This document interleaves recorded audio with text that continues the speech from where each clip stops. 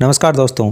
देखिए, आपकी कक्षा 10 में राजस्थान माध्यमिक शिक्षा बोर्ड अजमेर के द्वारा कक्षा 10 में राजस्थान अध्ययन के नाम से जो आपकी पुस्तक चलती है, राजस्थान का इतिहास और संस्कृति, कक्षा 6, 7, 8 और 9 के बारे में अपन बात कर चुके हैं। आज के इस लेसन में अपन कक्षा 10 को शुरू करते हैं। देखिए, कक्षा 10 में जो आपका चैप्टर है, पहला चैप्टर जो कि राजस्थान का इतिहास के नाम से है, एक परिचय। ये चैप्टर थोड़ा सा बड़ा है। इतने जो क्लासें थी आपकी 6, 7, 8, 9, इसमें जो चैप्टर थे वो थोड़े छोटे छोटे थे, इसलिए अपन एक ही वीडियो में 3 से 4 चैप्टर वो कवर कर रहे थे। लेकिन 10th क्लास में थोड़े चैप्टर भी बड़े हैं और इसमें जो चीज़ें हैं वो भी बहुत ज़्यादा लिखी गई हैं, इसलिए मैं हर एक चीज़ को यहाँ पर इंक्लूड करूँगा जो कि आपके एग्ज़ाम के दृष्टिकोण से इंपॉर्टेंट होंगी। अगर एक वीडियो और भी अपन को ज़्यादा बनाना पड़ जाता है तो कोई बात नहीं, लेकिन एग्ज़ाम में आप ये ना हो आपके दिमाग में कि आपने जो 10th क्लास की बुक है वो इसकी कंप्लीट अध्ययन नहीं किया था, इसलिए अपन हर एक तथ्य को यहाँ पर इंक्लूड करेंगे। देखिए, आपको जो 10th क्लास की बुक है उसमें 11 चैप्टर दे रखे हैं।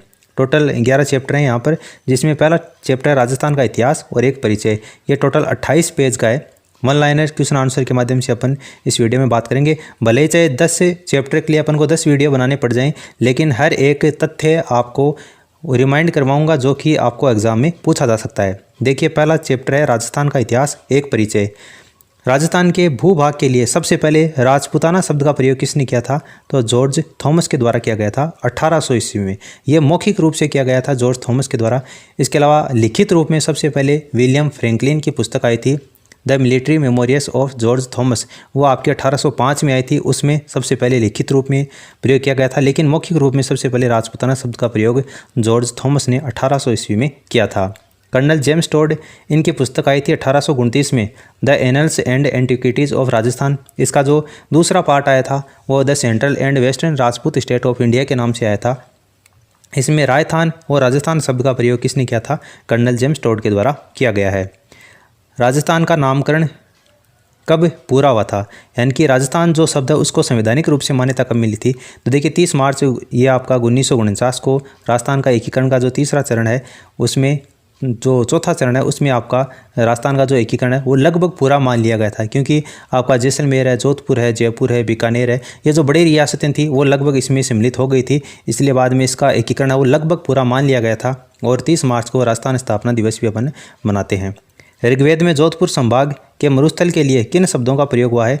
तो मरु और धर्म के लिए प्रयोग हुआ है। और ये राजस्थान का नामकरण आप इस तरीके से देख सकते हैं कि राजस्थान का जो नाम है वो सबसे पहले राजस्थान का जो दूसरा चरण आया था, जिसको राजस्थान संघ या फिर पूर्वी राजस्थान संघ के नाम से भी अपन जिसको जानते हैं, तो वैसे देखा जाए तो दूसरा जो चरण हुआ था राजस्थान के एकीकरण का, उसमें भी ये राजस्थान नाम है वो प्रयोग में लिया गया था। जोधपुर के प्राचीन नाम कौन कौन से हैं? तो जोधपुर को पहले मरु या मरुवार और मारवाड़ के नाम से भी जाना जाता था। बीकानेर और नागौर के आसपास का जो क्षेत्र है उसको जांगल प्रदेश के नाम से जाना जाता था। प्रतापगढ़ में माही नदी के आसपास का जो क्षेत्र है उसको कांठल के नाम से जानते हैं। प्रतापगढ़ और बांसवाड़ा के मध्य माही नदी के आसपास का जो क्षेत्र है उसको छप्पन के मैदान, 56 जो नदी नाले हैं उनका समूह होने के कारण उनको छप्पन के मैदान के नाम से जानते हैं। भैंसरोडगढ़ से बिजोलिया के मध्य जो पठारी भाग है उसको उपरमाल के पठार के नाम से जानते हैं। भैंसरोडगढ़ से बिजोलिया के मध्य पठारी भाग क्या कहलाता है? आपका उपरमाल का पठार है। उदयपुर के आसपास में पहाड़ियों से घिरा हुआ जो भूभाग है उसको गिरवा के नाम से जानते हैं। जैसलमेर का प्राचीन नाम मांड या वल्लभ प्रदेश देखने को मिलता है। डूंगरपुर बांसवाड़ा के मध्य जो भाग है उसको वागड़ के नाम से जानते हैं। कोटा बूंदी का क्षेत्र हाड़ौती कहलाता है। सीकर झुंझुनू चूरू का शेखावाटी कहलाता है। जिस काल में मानव लेखन कला से अपरिचित था वो आपका प्राक युग, यानी कि हड़प्पा से पूर्व का जो युग था उसको प्राक युग कहते हैं। उसमें मानव लेखन कला से अपरिचित था। अस्पष्ट अथवा अपठनीय लिखित साक्ष्य किस काल से मिले हैं? तो आद्य युग, यानी कि आपकी जो सिंधु घाटी सभ्यता का काल है उसकी लिपि को पढ़ा नहीं गया, यानी कि अपठनीय है वो, ठीक है, वो आपका आद्य युग से संबंधित है। सिंधु घाटी सभ्यता या हड़प्पा से 600 ईसा पूर्व का जो कालक्रम है उसको अपन आद्य युग की श्रेणी में रखते हैं। किस काल के बारे में लिखित या स्पष्ट पठनीय साक्ष्य मिले हैं? तो ऐतिहासिक युग का जो साक्ष्य मिले हैं उसको पढ़ लिया गया है, इसलिए उसको यहाँ पर लिखित या पठनीय साक्ष्य के रूप में गिना जाता है। भारतीय इतिहास के कालक्रम के आधार पर इसको 3 भागों में विभक्त किया जाता है। मानव सभ्यता के उद्भव को किस काल से संबंधित माना जाता है? तो पाषाण काल से मानव सभ्यता का उद्भव हुआ था। पाषाण काल को कितने भागों में? तो इसको भी 3 भागों में बांटा जाता है। एक है पूर्व, एक है मध्य और एक है उत्तर पाषाण काल के नाम से जानते हैं। राजस्थान के किस स्थान से सर्वप्रथम पूर्व पाषाण काल के उपकरण खोजे गए हैं? तो जयपुर और इंद्रगढ़ से सबसे पहले, इंद्रगढ़ आपका बूंदी में है और जयपुर आपका, जयपुर राजस्थान की राजधानी है, यहाँ से सबसे पहले पूर्व पाषाण काल के उपकरण खोजे गए हैं। जयपुर व इंद्रगढ़ से पूर्व पाषाणकालीन जो हस्त कुठार है, जो हथौड़ी है, वो किसने खोजी थी? तो C.A. हैकेट के द्वारा ये खोजी गई थी। जालोर से पूर्व पाषाणकालीन खोजों का श्रेय B. आलचिन को जाता है। राजस्थान के अधिकांश पूर्व पाषाणकालीन सभ्यता स्थल किन नदियों के किनारे प्राप्त हुए हैं? तो चंबल, बनास और इनकी जो सहायक नदियां हैं, इनके किनारे पूर्व पाषाणकालीन सभ्यता के स्थल अधिकांश प्राप्त हुए हैं। मध्य पाषाणकालीन स्थलों की बात करें तो लूणी और बेड़च, इनके जो सहायक नदियां हैं, इनके किनारे आपका जो मध्य पाषाणकालीन स्थल है वो प्राप्त हुए हैं। मध्य पाषाण काल में निर्मित जो औजार हैं उसको माइक्रोलिथ के नाम से या सूक्ष्म औजार के नाम से जाना जाता था। राजस्थान के कौन से प्रमुख सभ्यता स्थलों से उत्तर या नव पाषाण काल के उल्लेख हैं? तो बागोर, भीलवाड़ा और तिलवाड़ा, बाड़मेर। पिंड पाडलियों धातुयुगीन सभ्यता स्थल कहाँ पर स्थित है? तो पिंड पाडलियाँ धातुयुगीन जो सभ्यता स्थल है ये आपका चित्तौड़गढ़ में है। नंदलालपुरा, किराड़ौत और चितवाड़ी धातुयुगीन सभ्यता ये आपका जयपुर में है। सावणिया व पुगल धातुयुगीन सभ्यता ये आपकी बीकानेर में है। कोल माहौली धातुयुगीन सभ्यता सवाईमाधोपुर में है। मलाह धातुयुगीन सभ्यता ये आपकी भरतपुर में है। एलाना धातुयुगीन सभ्यता ये आपकी जालोर में है। और बूढ़ा पुष्कर धातुयुगीन सभ्यता, इसका जो संबंध है वो आपका अजमेर से है। आहड़ व जाडोल धातुयुगीन सभ्यता जो है, अब आहड़ का आप सभी को पता है और जाडोल ये उदयपुर में है ही। गणेश्वर सभ्यता ये सीकर में है, खंडेला की पहाड़ियों में, कांतली नदी के किनारे। गिलुंड धातुयुगीन सभ्यता ये राजसमंद, गिलुंड का संबंध राजसमंद से है। कालीबंगा धातुयुगीन, तो कालीबंगा के अवशेष वो हनुमानगढ़ से प्राप्त हुए हैं। राजस्थान में लोह युगीन सभ्यता के प्रमाण नोह भरतपुर, जोधपुरा जयपुर, सोनारी झुंझुनू और रेड टोंक, यहाँ से लोह युगीन सभ्यता के प्रमाण राजस्थान में मिले हैं। प्राचीन भारत का टाटानगर या प्राचीन राजस्थान का टाटानगर रेड टोंक को कहा जाता है। भारत में लोह युग के प्रारंभ होने की सीमा का निर्धारण राजस्थान के किस सभ्यता स्थल से होता है? तो नोह भरतपुर से होता है। राजस्थान में स्लेटी रंग के चित्रित मृदभांड संस्कृति का उदय विराटनगर, विराट जयपुर में हुआ है। कालीबंगा सभ्यता स्थल की खोज अमलानंद घोष ने 1952 में की है। कालीबंगा का शाब्दिक अर्थ काली चूड़ियाँ होता है। कालीबंगा सभ्यता स्थल ये सरस्वती और द्रस्वती, जिसको वर्तमान में घग्गर नदी के नाम से जानते हैं, वहाँ पर कालीबंगा सभ्यता का विकास हुआ है।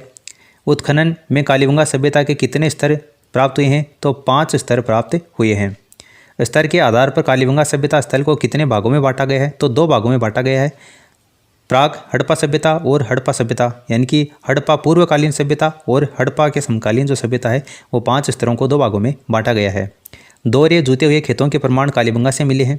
धूलकोट सभ्यता आहड़ उदयपुर को कहा जाता है, क्योंकि आहड़ उदयपुर में धूलकोट नामक जो टीला है वहाँ पर सबसे ज़्यादा खुदाई का कार्य हुआ है, इसलिए धूलकोट या आहड़ सभ्यता उदयपुर में आपकी संबंधित है। आहड़ सभ्यता कौन सी नदी के किनारे है? तो आयड़ या जिसको बेड़स नदी के नाम से भी जानते हैं। आहड़ उत्खनन जो सभ्यता है उसका उत्खनन किसके द्वारा किया गया था? तो A.K. व्यास के द्वारा। अक्षय कीर्ति व्यास ने 1953 में आहड़ सभ्यता जो स्थल है उसका उत्खनन का कार्य किया था। आहड़ सभ्यता स्थल को ताम्रवती नगरी के नाम से भी जाना जाता है। गिलुंड जो कि आपकी राजसमंद में है वो बनास नदी के किनारे स्थित है, क्योंकि बनास नदी का जो उद्गम है वो आपकी खमनोर की पहाड़ी राजसमंद से ही होता है। गिलुंड सभ्यता स्थल का उत्खनन बीबी लाल के द्वारा 1957-58 में किया गया था। बागोर सभ्यता का उत्खनन V.A. स्मिथ के द्वारा 1967 से 70 के बीच में किया गया था। कृषि और पशुपालन के प्राचीनतम साक्ष्य, ये क्वेश्चन बहुत ज़्यादा इंपॉर्टेंट है। बागोर भीलवाड़ा में कोठारी नदी के किनारे ये बागोर सभ्यता है वो विकसित है। तो कृषि और पशुपालन के प्राचीनतम जो साक्ष्य हैं वो बागोर भीलवाड़ा से मिले हैं। गणेश और सभ्यता स्थल जो कि आपका नीमका थाना तहसील सीकर में है, ये आपकी कांतली नदी के किनारे विकसित हुई है। तो करपश्वणी मर्दपात्र ये जो स्थल हैं वो भी आपकी गणेश्वर सभ्यता से ही मिले हैं। भारत में ताम्रयुगीन सभ्यताओं की जननी गणेश्वर सभ्यता को ही कहा जाता है। यूनानी सुराही ये बीनमाल जालोर से मिली है। बीनमाल का प्राचीन नाम जो है वो आपका श्रीमाल था। बीनमाल का प्राचीन नाम श्रीमाल था। रोमन एम्पोरा यानी कि जो सुरापात्र है वो बीनमाल जालोर से मिले हैं। ईसवाल सभ्यता का संबंध उदयपुर से है, जो कि एक औद्योगिक नगरी के रूप में विकसित हुई थी। राज्य में मौर्यकालीन सभ्यता के उल्लेख जो हैं वो आपकी बेराट से मिलते हैं। अशोक का कौन सा अभिलेख बेराट से प्राप्त हुआ है? तो अशोक का बाबरू बेराट का जो अभिलेख है वो प्राप्त हुआ है। ताम्र पाषाण कालीन सभ्यता बालाथल, बालाथल किस स्थान पर स्थित है? तो बालाथल आपकी उदयपुर में है। पालाथल सभ्यता का उत्खनन किसके द्वारा किया गया था? तो प्रोफेसर V.N. मिश्र के द्वारा किया गया था। रंगमहल सभ्यता हनुमानगढ़ में। ओजियाना का संबंध जो है वो आपकी भीलवाड़ा से है। नगरी सभ्यता स्थल का संबंध है वो चित्तौड़गढ़ से है। बरौर सभ्यता का संबंध गंगानगर से है। राजस्थान में वैदिक सभ्यता के जो प्रमाण है वो डेरा तरखान वाला और चक 64 से इसका संबंध है। पांडवों ने किस स्थान पर अज्ञातवास व्यतीत किया था? तो मत्स्य प्रदेश के विराटनगर में पांडवों ने अज्ञातवास समय गुजारा था। 16 महाजनपदों का उल्लेख है वो अंगुत्तर निकाय में मिलता है। मत्स्य जनपद का सबसे पहले उल्लेख ऋग्वेद में किया गया है। विराट की पुत्री उत्तरा का विवाह किसके साथ में हुआ था? तो अभिमन्यु के साथ में हुआ था। अभिमन्यु व उत्तरा का पुत्र कौन था जो पांडवों का उत्तराधिकारी था? तो परीक्षित अभिमन्यु और उत्तरा का पुत्र था। भारत में किस काल को राजपूत काल की संज्ञा दी गई है? तो 7वीं से 12वीं सदी के बीच का जो काल है, यानी जिसको पूर्व मध्य काल के नाम से भी जानते हैं, यह इसको आपको राजपूत काल की संज्ञा दी गई है। राजपूतों को वैदिक आर्यों की संतान किसने कहा है? तो G.H. ओझा और C.V. वैद्य के द्वारा वैदिक आर्यों की संतान कहा गया है राजपूतों को। अग्निकुंड से राजपूतों की उत्पत्ति चंद्रबरदाई ने बताई है, जो कि आबू पर्वत पर वशिष्ठ मुनि नाम का जो व्यक्ति था उसने यज्ञ किया था। तो प्रतिहार, परमार, सोलंकी और आपका जो चौहान है उसकी उत्पत्ति हुई थी। चंद्रबरदाई ने किस रचना में राजपूतों की उत्पत्ति अग्निकुंड से बताई है? तो पृथ्वीराज रासो नामक जो ग्रंथ है वो चंद्रबरदाई के द्वारा लिखा गया है। अग्निकुंड सिद्धांत के अनुसार राजपूतों की उत्पत्ति वशिष्ठ मुनि के द्वारा आबू पर्वत के ऊपर यज्ञ किया गया था, जिसमें सबसे पहले परमार, उसके बाद में चालुक्य, फिर प्रतिहार और बाद में चौहान। ये जो क्रम है वो भी आपको ध्यान में रखना है, क्योंकि चंद्रबरदाई के अनुसार पहले परमार, चालुक्य और प्रतिहारों की उत्पत्ति हुई थी, लेकिन इसमें कोई भी शासक जो था वो शक्तिशाली नहीं था, इसलिए बाद में एक और जो आपकी जाति निकल कर आई थी वो आपकी चौहान थी, जो कि सबसे लास्ट में इसकी उत्पत्ति मानी जाती है। तो ये जो क्रम है परमार, चालुक्य, प्रतिहार, चौहान, ये भी आपको ध्यान में रखना है, क्योंकि एग्जाम में एक बार ये क्रम पूछा गया था। राजपूतों की ब्राह्मणों से उत्पत्ति D.R. भंडारकर और आपकी गोपीनाथ शर्मा के द्वारा बताई गई है। ब्राह्मणों से उत्पत्ति का सिद्धांत का खंडन किसने किया है? तो दशरथ शर्मा ने किया है। किसने राजपूतों को विदेशियों की संतान बताई है? तो कर्नल जेम्स टोड एक विदेशी था, इसलिए राजपूतों को विदेशियों की संतान किसने बताई? कर्नल जेम्स टोड ने बताई है। अबुल फजल ने गुहिल वंश से किससे संबंधित माना है? तो गुहिल वंश को ईरान के शासक नो जो शेखा है उससे अबुल फजल ने गुहिल वंश की उत्पत्ति मानी है। कर्नल जेम्स टोड ने गुहिल वंश को वल्लभी के शासक से इसकी उत्पत्ति माना है। गुहिल वंश को ब्राह्मणों से संबंधित तो गोपीनाथ शर्मा जो कि एक ब्राह्मण था, इसलिए ब्राह्मणों से उत्पत्ति गुहिल वंश की किसने बताई है? गोपीनाथ शर्मा ने बताई है और मोणोत नेणसी ने इस मत का समर्थन किया है। गुहिल के बाद में मेवाड़ का प्रतापी शासक कौन था? तो गुहिलों में देखिए जो मेवाड़ का जो सबसे प्रतापी शासक था वो आपका बप्पा रावल था, जिसने एकलिंगनाथ जी का मंदिर कैलाशपुरी उदयपुर में करवाया था इस मंदिर का निर्माण। बप्पा रावल ने किसे हराकर चित्तौड़गढ़ पर अधिकार किया था? तो मानमोरी को हराकर चित्तौड़गढ़ पर अधिकार किया था। एकलिंगनाथ जी का मंदिर कैलाशपुरी उदयपुर में बप्पा रावल ने बनवाया था। बप्पा रावल ने अपनी राजधानी नागदा उदयपुर को बनाया था। बप्पा रावल ने कौन सी उपाधि धारण की थी? कालभोज की उपाधि धारण की थी।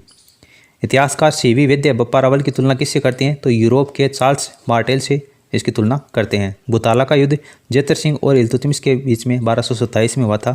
बुताला के युद्ध का वर्णन हमीर मदमर्दन जो कि जयसिंह सूरी के द्वारा रचित है, उसमें बुताला के युद्ध का वर्णन किया गया है, जो कि 1227 में लड़ा गया था।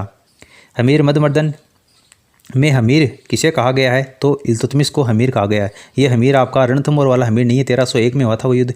ये बुताला का युद्ध है, इसमें जो हमीर है वो आपको इल्तुतमिश को कहा गया है।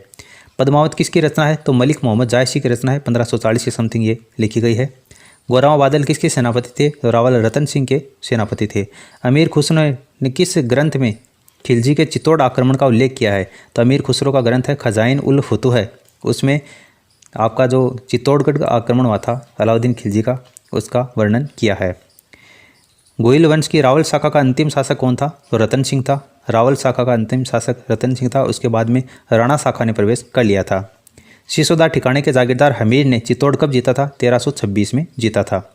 विषम घाटी पंचानन यानी कि विषम परिस्थितियों में भी अटल रहने वाला जो शासक था या मेवाड़ का जो उद्धारक है वो आपका हमीर को कहा जाता है। हमीर के वंशज क्या कहलाए थे? तो सिसोदिया या राणा शाखा हमीर के वंशज कहलाए थे। हमीर ने किस युद्ध में मोहम्मद बिन तुगलक को परास्त किया था? तो सिंगोली का युद्ध हुआ था बांसवाड़ा में, यह आपका 1336 के करीब हुआ था। उसमें हमीर ने मोहम्मद बिन तुगलक को पराजित किया था। राजस्थान का भीष्म पितामह राणा लाखा का पुत्र है चुंडा, उसको राजस्थान का भीष्म पितामह कहा जाता है। उदयपुर के बंजारे के द्वारा पिछोला झील का निर्माण किसके काल में हुआ था? तो राणा लाखा के काल में हुआ था। महाराणा कुंभा किसका पुत्र था? तो राणा मोक्कल का पुत्र था महाराणा कुंभा। कुंभा ने किस युद्ध में मालवा के शासक महमूद खिलजी को परास्त किया था? तो सारंगपुर का युद्ध हुआ था 1437 में, उसमें महमूद खिलजी को परास्त किया गया था। और इस सारंगपुर युद्ध की विजय के उपलक्ष्य में चित्तौड़गढ़ दुर्ग में राणा कुंभा के द्वारा विजय स्तंभ या कीर्ति स्तंभ का निर्माण करवाया गया था। चंपानेर की संधि किसके बीच में हुई थी? तो 1456 में महमूद खिलजी और कुतुबुद्दीन के बीच में चंपानेर की संधि हुई थी। कुंभलगढ़ दुर्ग का शिल्पी कौन था? तो मंडन कुंभलगढ़ दुर्ग का शिल्पी था। एकलिंग महात्म्य ये कान्हा व्यास की रचना है। संगीत राज, संगीत मीमांसा और सूड प्रबंध ये महाराणा कुंभा की रचनाएं हैं। संगीत जो राज है वह आपका 5 कोषों में बटा हुआ है या 5 कोषों में विभाजित है। कीर्ति स्तंभ प्रशस्ति की रचना अत्रि कवि महेश के द्वारा कीर्ति स्तंभ प्रशस्ति की रचना की गई थी। महाराजाधिराज, राव राय, दानगुरु, परम गुरु, राजगुरु, हालगुरु, अभिनव भट्टाचार्य, हिंदू सुल्तान ये सभी उपाधियां महाराणा कुंभा की थी। महाराजाधिराज इसका मतलब क्या होता है? राजाओं का राजा होने के कारण महाराजाधिराज ये महाराणा कुंभा ने ये उपाधि धारण की थी। महाराणा अनेक राज्यों में अपने अधिकार रखने के कारण जो मेवाड़ के शासक हैं वो महाराणा कहलाए थे। राणो रासो विद्वानों का आश्रयदाता होने के कारण राणो रासो मेवाड़ के महाराणा जो थे उनको कहा जाता था। राजगुरु देखिए राजनीतिक सिद्धांतों में दक्ष होने और विभिन्न सामंतों और जागीरदारों का हितैषी होने के कारण महाराणा कुंभा ने राजगुरु की उपाधि धारण की थी। दान गुरु विद्वानों, कलाकारों और निर्धनों को दान देने के कारण महाराणा कुंभा ने दान गुरु की उपाधि धारण की थी। हाल गुरु गिरी दुर्गों का स्वामी होने के कारण या जो पर्वत पर आपके दुर्ग बने होते हैं उन पर विजय हासिल करने के कारण इनको हाल गुरु कहा जाता है। महाराणा कुंभा ने परम गुरु की उपाधि धारण की थी क्योंकि विभिन्न विधाओं का ज्ञाता यानी कि ये स्वयं एक क्या था? विद्वान था, विद्वानों को आश्रय देता था और अपने समय में सर्वोच्च शासक होने के कारण परम गुरु की उपाधि इन्होंने धारण की थी। इसके अलावा गीत गोविंद नामक जो पुस्तक है इसके ऊपर रसिक प्रिया नाम की जो टीका है वो भी महाराणा कुंभा के द्वारा लिखी गई है। नरपति सामान्य मानव से श्रेष्ठ होने के कारण इन्होंने नरपति नाम की उपाधि धारण की थी। अश्वपति एक कुशल घुड़सवार होने के कारण इन्होंने अश्वपति नाम की उपाधि धारण की थी। राज्यों का राजा होने के कारण इनको गणपति कहा जाता है। छाप गुरु छापामार युद्ध पद्धति में निपुण होने के कारण इन्होंने छाप गुरु की उपाधि धारण की थी। हिंदू सुल्तान इनके समकालीन जो भी मुस्लिम शासक हैं यानी हिंदुओं की रक्षा करने वाला या विभूषित होने के कारण हिंदू सुल्तान इनको कहा जाता है। नाटक राजकर्ता नृत्य शास्त्र का ज्ञाता होने के कारण इनको नाटक राजकर्ता कहा जाता है और युद्ध में निपुण होने के कारण इनको शैलगुरु कहा जाता है। धनुर्विद्या का ज्ञान होने के कारण महाराणा कुंभा को छाप गुरु कहा जाता है और श्रेष्ठ वीणावादक या संगीत क्षेत्र में निपुण होने के कारण संगीत प्रेम होने के कारण इनको अभिनव भट्टाचार्य भी कहा जाता है।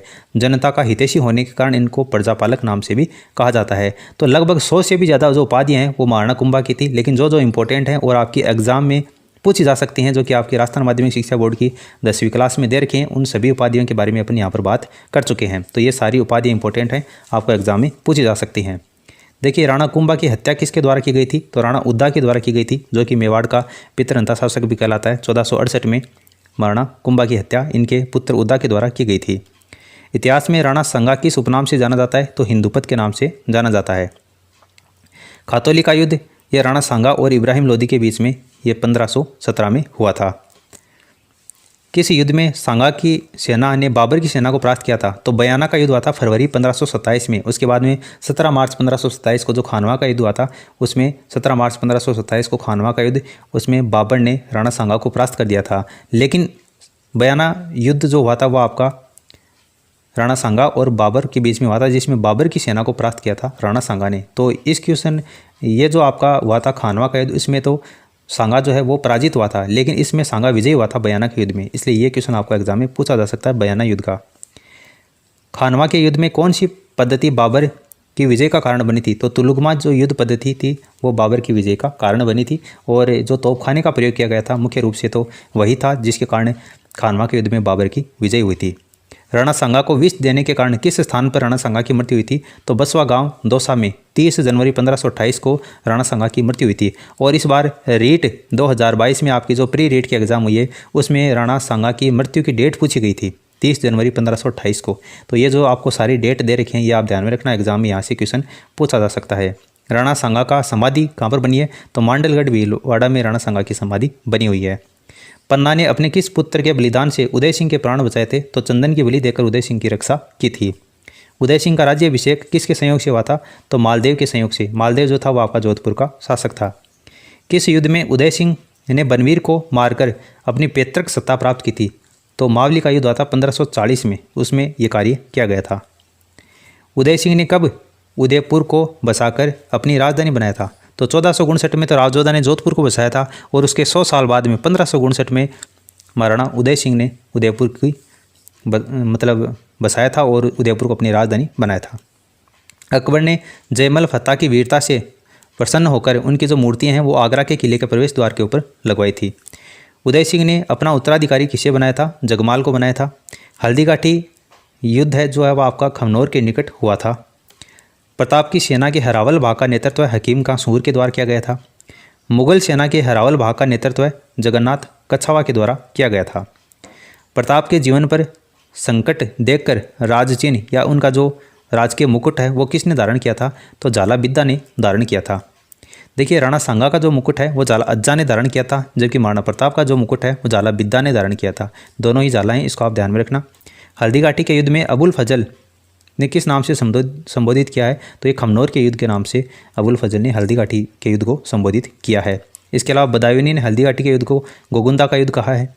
हल्दीघाटी नामकरण हल्दी चढ़ी गई नवविवाहिताओं के पुरुष वेश में लड़ने के कारण इसका नाम हल्दीघाटी पड़ा है। ये जो कथन है वो आपका महेंद्र बनावत के द्वारा दिया गया है। महेंद्र बनावत ने किस पुस्तक में हल्दीघाटी युद्ध का वर्णन किया है? तो अजूबा भारत, इस पुस्तक में महेंद्र बनावत ने हल्दीघाटी युद्ध का वर्णन किया है, अजूबा भारत। मेवाड़ का मैराथन दिवेर के युद्ध को कहा जाता है। दिवेर के युद्ध में किस मुगल सेनापति को अमर सिंह ने मौत के घाट उतार दिया था? तो सुल्तान खां को अमर सिंह ने मौत के घाट उतार दिया था दिवेर के युद्ध में। महाराणा प्रताप की छतरी बारडोली में बनी हुई है।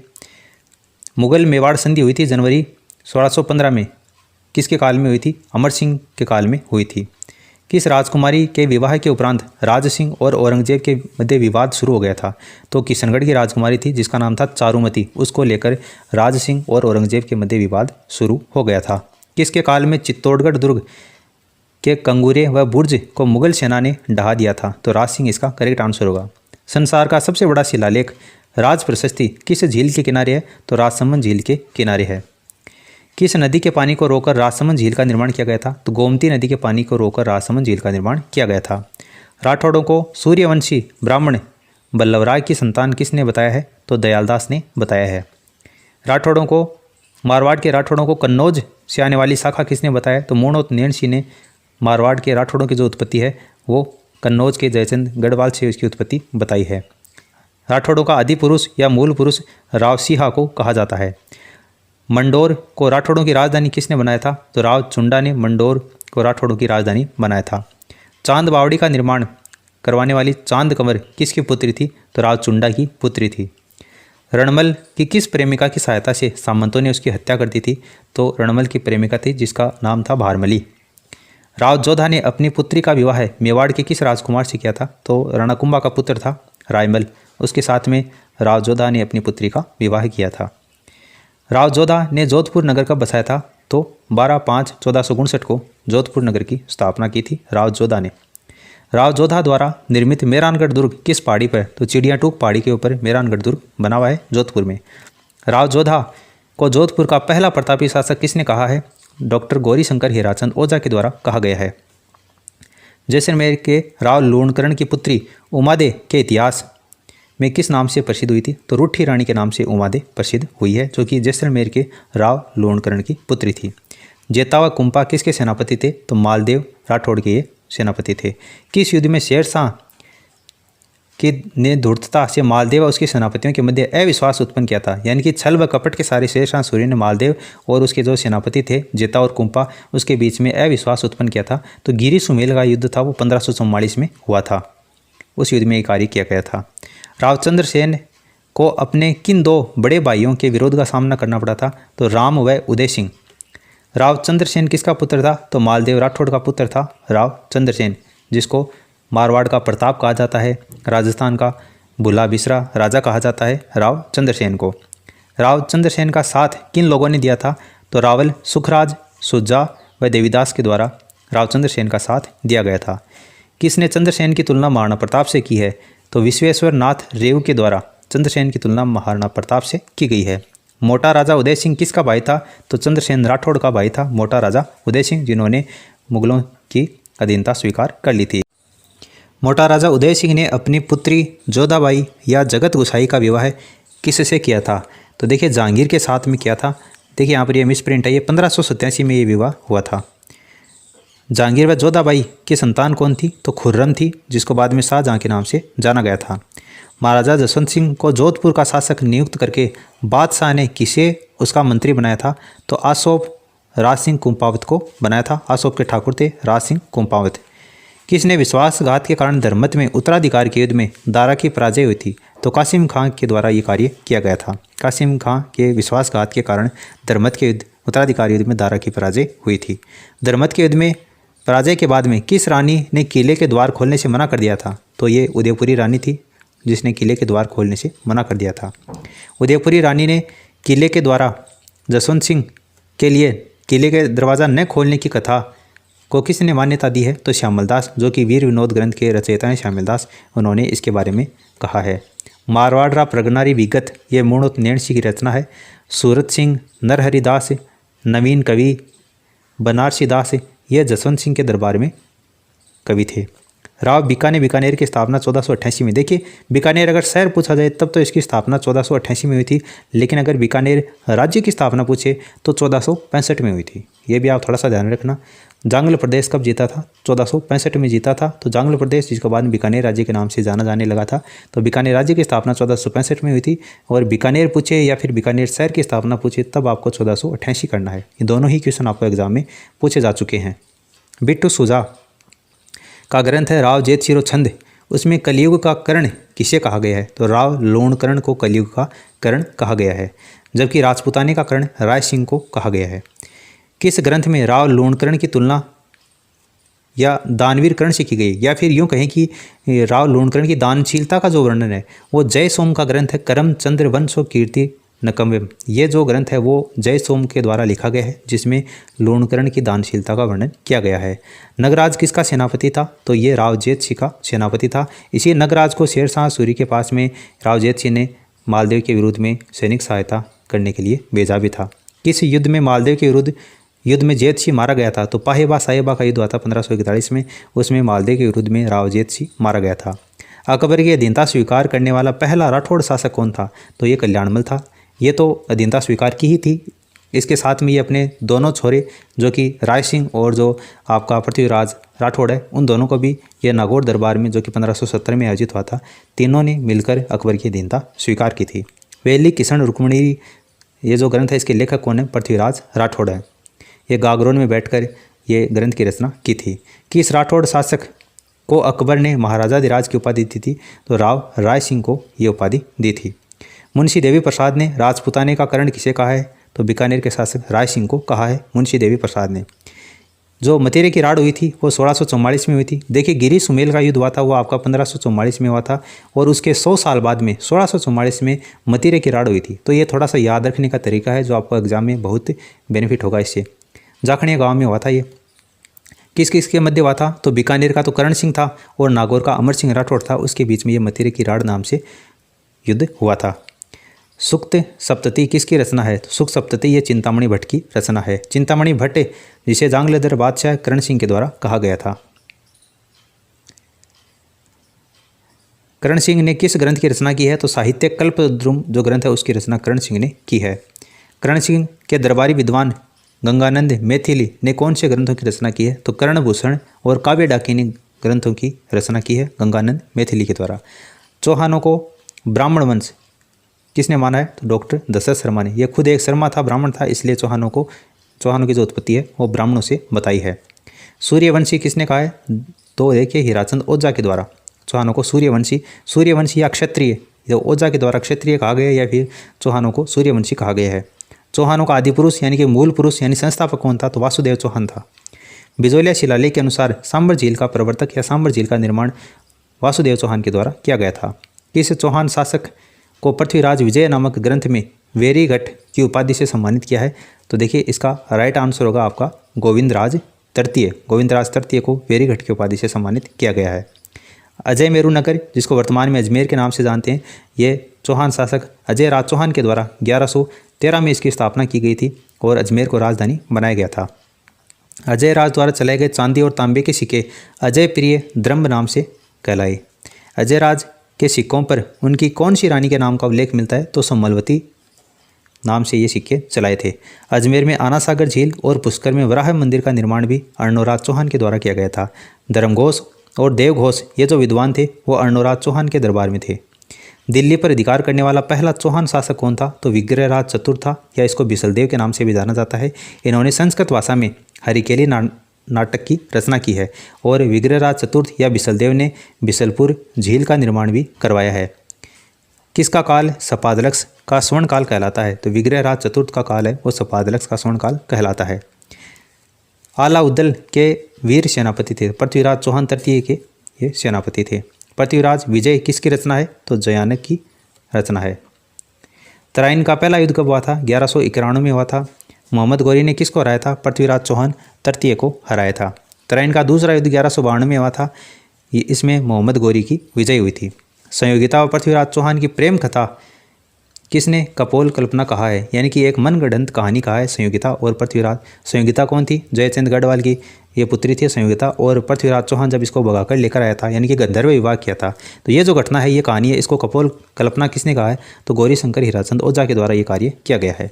संयोगिता के अपहरण और विवाह की घटना चंद्रबरदाई के अलावा ये किसने लिखी है? तो अबुल फजल के द्वारा भी इस घटना का उल्लेख किया गया है, लेकिन इसका खंडन गौरी शंकर हीराचंद ओझा ने किया है। पृथ्वीराज संयोगिता के प्रेम प्रसंग को किस इतिहासकारों ने मान्यता दी है?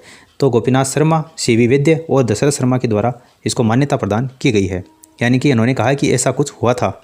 पृथ्वीराज संयोगिता के प्रेम प्रसंग को किस इतिहासकारों ने मान्यता नहीं दी है? तो डॉक्टर रोमिला थापर और RS त्रिपाठी के द्वारा इनको नकारा गया है इस घटना के बारे में। रणथंभौर के चौहान वंश का संस्थापक किसे कहा जाता है? तो गोविंदराज, जो कि पृथ्वीराज तृतीय का पुत्र था। इन्होंने गोविंदराज ने रणथंभौर में चौहान वंश की स्थापना की थी। किसे शरण देने के कारण हमीर को खिलजी के युद्ध का सामना करना पड़ा था? तो मंगोल विद्रोही थे मोहम्मद शाह और केब्रू, उनको शरण देने के कारण खिलजी का सामना हमीर देव चौहान को रणथंभौर के युद्ध में 1301 में करना पड़ा था। हमीर के कौन से सेनापति ने छल करके शत्रु विजय की नींव रखी थी? तो रणमल और रतिपाल, इन्होंने विश्वासघात किया था। रणथंभौर में किसके नेतृत्व में महिलाओं ने जोहर किया था? तो रंगदेवी के नेतृत्व में रणथंभौर में महिलाओं ने जोहर किया था। हमीर महाकाव्य के रचयिता कौन है? नयन चंद्र सूरी हैं। हमीर रासों के रचयिता जोधराज और सारंगधर। एक बार ये 13वीं सदी में और एक बार 18वीं सदी में इस ग्रंथ की रचना की गई थी हमीर रासो। तो जोधराज और सारंगधर ये दोनों ही इसके रचयिता माने जाते हैं। हमीर हट की रचना चंद्रशेखर के द्वारा की गई थी। जालोर के चौहान वंश का संस्थापक कीर्तिपाल चौहान था, लेकिन जालोर का सबसे शक्तिशाली शासक कौन था? कानड़देव चौहान था। किस इतिहासकार ने अलाउद्दीन खिलजी और जालोर पर जो आक्रमण हुआ था उसमें वीरमदेव का फिरोजा के साथ में जो विवाह हुआ था उसे इनकार करना बताया है? तो मोणोत्नयनसी के द्वारा ये कार्य किया गया है। खिलजी ने सिवाना किले को जीतकर उसका नाम क्या रखा था? खेराबाद रखा था। खेराबाद किले का प्रतिनिधि खिलजी ने किसको बनाया था? कमालुद्दीन गुर्ग को बनाया था।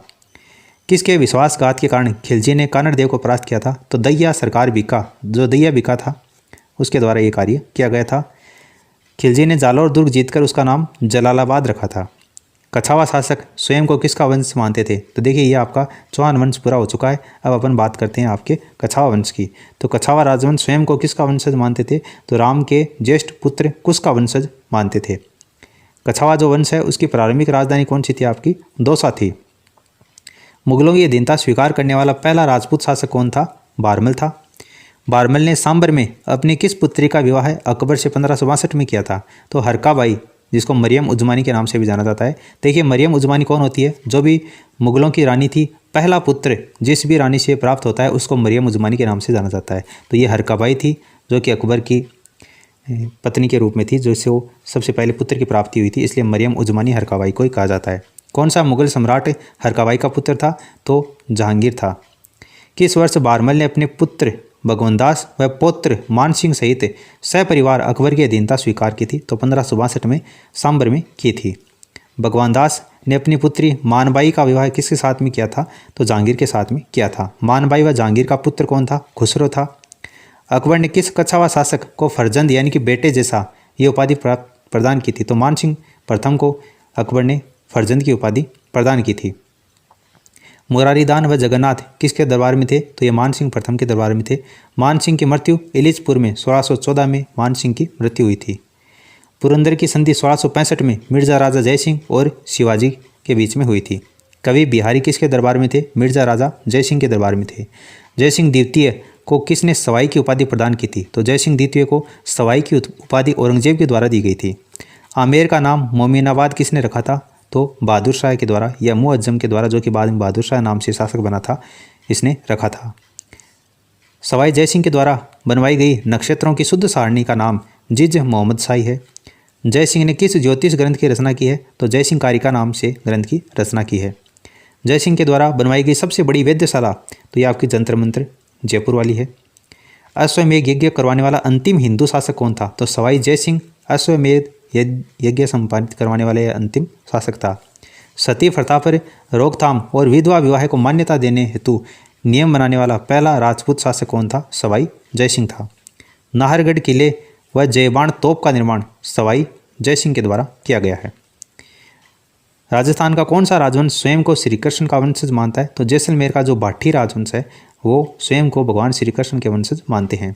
भाटियों का नियमित इतिहास किसके काल से मिलता है? तो विजय राज के काल से भाटियों का जो राजवंश है उसकी वंशावली मिलती है। जैसलमेर की स्थापना जैसल भाटी के द्वारा की गई थी।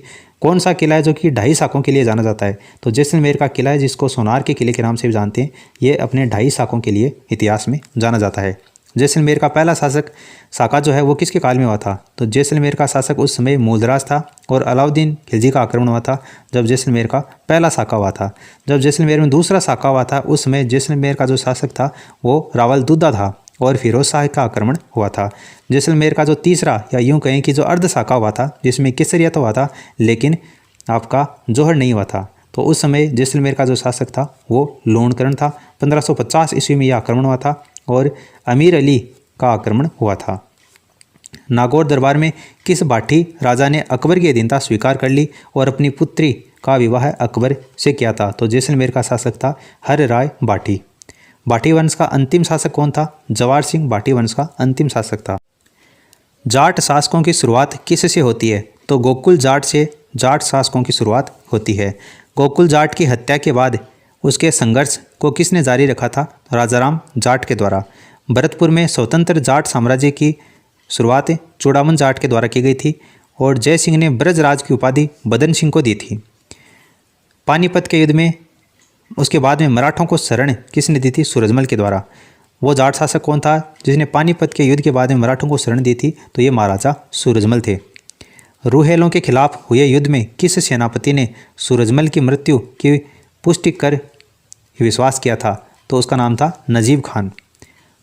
करौली का कौन सा राजवंश स्वयं का संबंध मथुरा की सुरसेन शाखा से बताता है? तो करौली में यादव जाति का राजवंश था। करौली के यादव राजवंश की स्थापना किसके द्वारा की गई थी? तो विजयपाल के द्वारा 1040 में करौली में यादव राजवंश की स्थापना की गई थी। कल्याणपुर, जिसको वर्तमान में करौली के नाम से भी जानते हैं, किसने बसाया था? तो अर्जुन पाल सिंह के द्वारा बसाया गया था। करौली के किस शासक ने अंग्रेजों से संधि की थी? हरबख्श पाल सिंह के द्वारा अंग्रेजों से संधि की गई थी। आबू के परमार वंश का संस्थापक कौन था? धूमराज था। किस युद्ध में मराठों के विरुद्ध राठौड़ कछावा संयुक्त सेना पराजित हुई थी? तो पाटन का युद्ध हुआ था 20 जून 1790 को। मेवाड़ की राजकुमारी कृष्णा कुमारी से विवाह को लेकर कौन से शासकों के मध्य विवाद हुआ था?